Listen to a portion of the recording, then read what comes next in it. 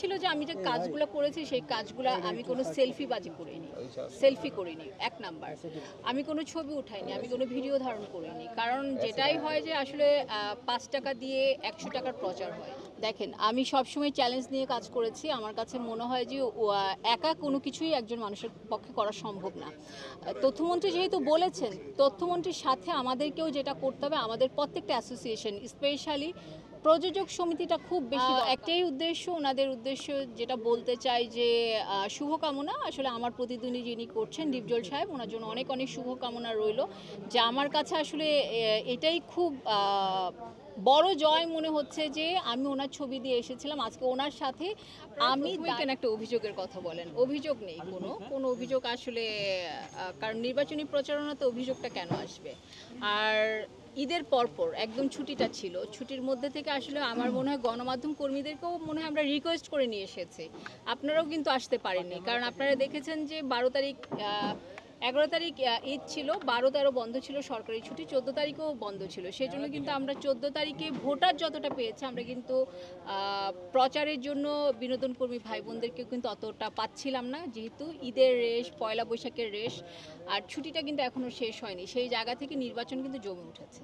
ছিল যে আমি যে কাজগুলো করেছি সেই কাজগুলো আমি কোনো সেলফি করিনি। এক নাম্বার, আমি কোনো ছবি উঠাইনি, আমি কোনো ভিডিও ধারণ করিনি। কারণ যেটাই হয় যে আসলে ৫ টাকা দিয়ে ১০০ টাকার প্রচার হয়, সেটাতে আমি কখনোই যাইনি। সেজন্য কাজ আমি করে গিয়েছি। এবং কাজটা আরেকটা যেটা ছিল যে ১ বছরের মতো আসলে আমার মামলায় ছিল কোর্টে।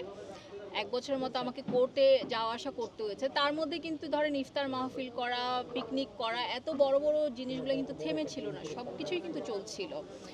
আর আমার কাছে মনে হয়েছে যে এই মুহূর্তে যেরকম আমাদের মাননীয় প্রধানমন্ত্রী একটা স্মার্ট বাংলাদেশ গড়ে তুলুন, আমার কাছেও মনে হয়েছে যে স্মার্ট বিএফডিসি গড়ে তুলুন। সেজন্য সেখান থেকে খুব স্মার্ট মানুষজনকে এখানে এখন দরকার। উন্নয়নশীল, উন্নতশীল মন মানসিকতার মানুষকে এখানে আসতে হবে, যাতে আমরা সময়ের সাথে, যুগের সাথে তাল মিলিয়ে আমরা যাতে চলতে পারি। ১৮৪ জনের মতো বাতিল ছিল, সেখান থেকে ১০৩ জনকে আসলে আমরা নিয়ে আসতে পেরেছি। এবং আপনারা দেখছেন যে ওরা কিন্তু মনে হচ্ছে ৪ বছর পর ওরা মুক্ত হয়েছে। ওরা খুব আনন্দের সহিত এফডিসিতে ঘুরে বেড়াচ্ছে, আনন্দের সহিত এবার ঈদ থেকেও মনে হচ্ছে বেশি ওরা এই নির্বাচনটাতে ওরা ঈদের মতো আমেজ পাচ্ছে। আর আত্মতৃপ্তি বলতে যেটা পাবো, যে করোনাকালীন সময়ে এসে আমি এফডিসিটার হাল ধরেছিলাম। আমাদের করোনার পরপরই যে ইলেকশনটা হয়েছিল সেটাতেই কিন্তু আমি হয়ে এসেছি। সেখান থেকে এই সমিতিটাকে কিন্তু আমি রান করে গিয়েছি, কিছুই কিন্তু বসেছিল না যে করোনার কারণে এটা থেমে গিয়েছে, ওটা থেমে গিয়েছে, কোনো কিছুই থেমে ছিল না, সব কিছুই চলছিল। আমরা খুবই চাই যে যেমন ধরেন মাননীয় প্রধানমন্ত্রী যেটা আসলে ভিডিও কনফারেন্সের মাধ্যমে যেই সামনে যেই ভবনটা উদ্বোধন করেছে, আমরা চাবো যে আমাদের তথ্য প্রতিমন্ত্রী কিন্তু এসেছিলেন, মাননীয় তথ্য প্রতিমন্ত্রী, উনি এসে বলেছেন ২ বছরের মধ্যে উনি এই ভবনটি ওপেনিং করবে। তো নির্বাচিত হয়ে আসলে আসলে সেটার দিকেও আমাদের একটা নজর থাকবে, যাতে ভবনটি হয়ে আসলে এফডিসির জন্য খুব উন্নয়নমূলক কাজ হবে। আর আরেকটি সবচেয়ে বড় কাজ যেটা ছিল যে আমাদের সাথে কিন্তু এখন একাত্মভাবে আছে হলো হল মালিকরা। কারণ হল মালিকরা কিন্তু এফডিসির সাথে ছিল না, ওনারা শিল্পী সমিতির সাথে তো ছিলই না, তো অনেক দূরে ছিলেন। সেখান থেকে কিন্তু হল মালিকরা আমাদের একই ছাদের নিচে এখন আছে। হলগুলার জন্য যাতে সংস্কার হয়, হলগুলা যাতে মানে নতুন হল যাতে হয়, সেটার জন্য কিন্তু আমরা এখন কাজ করছি, এবং সেই কাজটা কিন্তু আমরা করে যাব। দেখেন, আমি সবসময় চ্যালেঞ্জ নিয়ে কাজ করেছি। আমার কাছে মনে হয় যে একা কোনো কিছুই একজন মানুষের পক্ষে করা সম্ভব না। তথ্যমন্ত্রী যেহেতু বলেছেন, তথ্যমন্ত্রীর সাথে আমাদেরকেও যেটা করতে হবে, আমাদের প্রত্যেকটা অ্যাসোসিয়েশন, স্পেশালি প্রযোজক সমিতিটা খুব বেশি দরকার এখন। প্রযোজক সমিতি যেটা আসলে, যে সমিতিটা ছাড়া এই পরিচালক এবং তারপর হলো ক্যামেরা অ্যাসোসিয়েশন, আমার মনে হয় যে প্রযোজক সমিতিটা এই মুহূর্তে আমাদের খুব দরকার। প্রযোজক সমিতির যেই মামলা আছে, যেটা আছে, সেগুলো যাতে শেষ হয়ে যায় খুব তাড়াতাড়ি, প্রযোজক সমিতির ইলেকশনটাও যাতে হয়ে যায়। আমরা চাবো ওনার হাতটা শক্তিশালী করার জন্য আমরা প্রত্যেকটা অ্যাসোসিয়েশন তথ্যমন্ত্রীর হাত ধরি। স্পেশালি আমি নির্বাচিত হয়ে আসতে চাইলে শিল্পী সমিতি ওনার হাতে হাত রেখে হাত শক্তিশালী করার জন্য আমরা ওনার সাথে কাজ করব। একটাই উদ্দেশ্য, ওনাদের উদ্দেশ্য যেটা বলতে চাই যে শুভকামনা। আসলে আমার প্রতিদ্বন্দ্বী যিনি করছেন ডিপজল সাহেব, ওনার জন্য অনেক অনেক শুভকামনা রইল।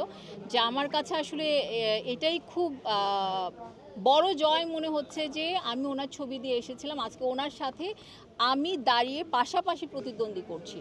এটা মনে হয় আমার 18 বছরের অনেক বড় অ্যাচিভমেন্ট। কারণ কি, এত তাড়াতাড়ি একজন শিল্পী এই জায়গায় দাঁড়িয়ে থাকাটাও তো অনেক কঠিন একটা ব্যাপার।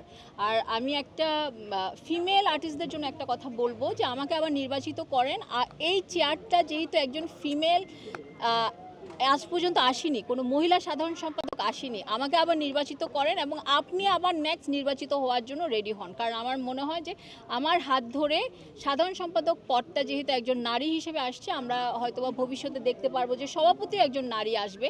তাই আমি বলবো যে নারী ভোটারদের প্রতি আপনারা যদি দেশ বিদেশে যেখানেই আছেন আপনারা আসেন, 19 তারিখ এসে আমাকে ভোটটা দিয়ে জয়যুক্ত করেন।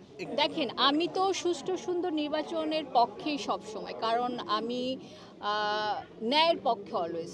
যে যদি সুষ্ঠুভাবে সুন্দরভাবে, আমরা এখনও দেখছি সুষ্ঠুভাবে সুন্দরভাবে নির্বাচনটা হবে, তাহলে যেটা হবে অবশ্যই সেটা মেনে নিব। কিন্তু আমার যে জয় নিয়েও কিন্তু আমি 100 ভাগ আশাবাদী।